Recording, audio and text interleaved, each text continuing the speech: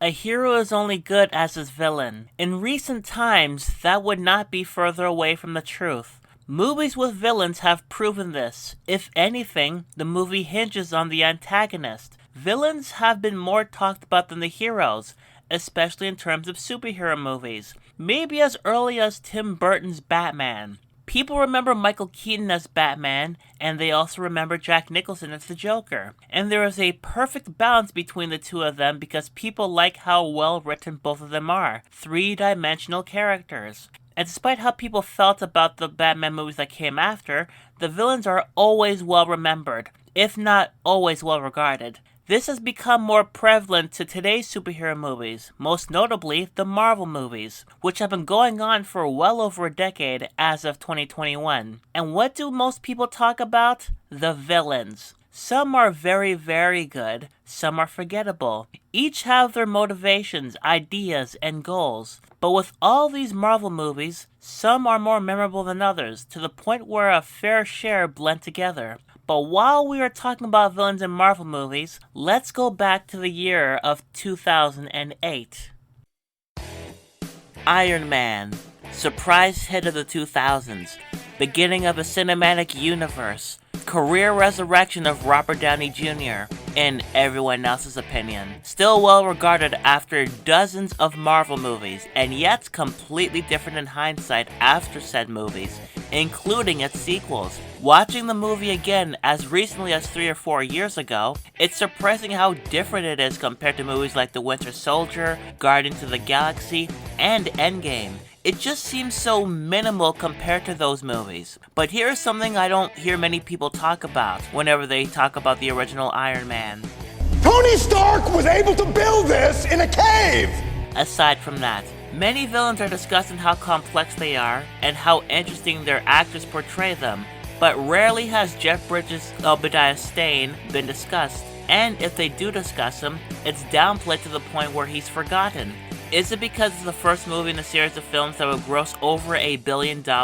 A few films would gross exactly that much, and 2 of them would make $2 billion. That can't be due to the fact that the first Iron Man movie is the most well-remembered, but then again, this may be because it was considered Robert Downey Jr.'s comeback role.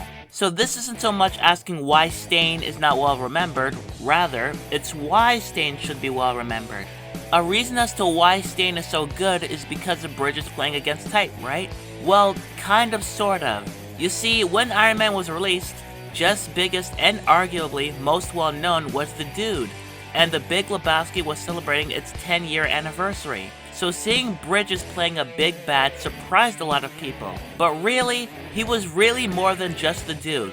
People tend to forget that he is a very versatile actor. He is an Oscar winner for a reason on top of having 3 other nominations. And that's not putting down his other movies where he's had acclaimed performances. So seeing him change into this character is not much of a stretch. But at the same time, he brought this character into a live-action variety, and he essentially played it 2 different ways. He played it like an affable figure who helps Tony with his father's legacy. He's funny, he's smart, and he's very likable. However, when the face heel turn is revealed, he is this cold, calculating, and dark character, at one point leaving Stark to die by taking something that is helping him live, for a while anyway. And he goes even more into the dark side after getting the suit. And that is another reason as to why Stane was so good. It's because he set this template.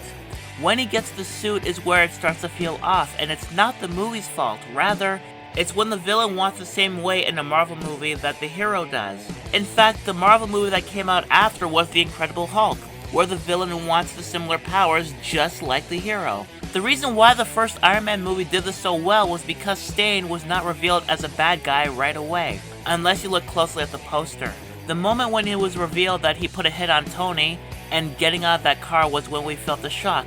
And it was such a good reveal because it took its time with Stane. It gave us a reason to care and then dislike this character, even though we see why he's done this. He's someone who is close to Tony due to relations with his father, and we see the portrayal when he leaves Tony to die. The reason why the other villains don't work as well as Stane in terms of wanting similar powers was because they weren't close to Tony. They weren't friends, they weren't associates, they were just brushed off and forgotten.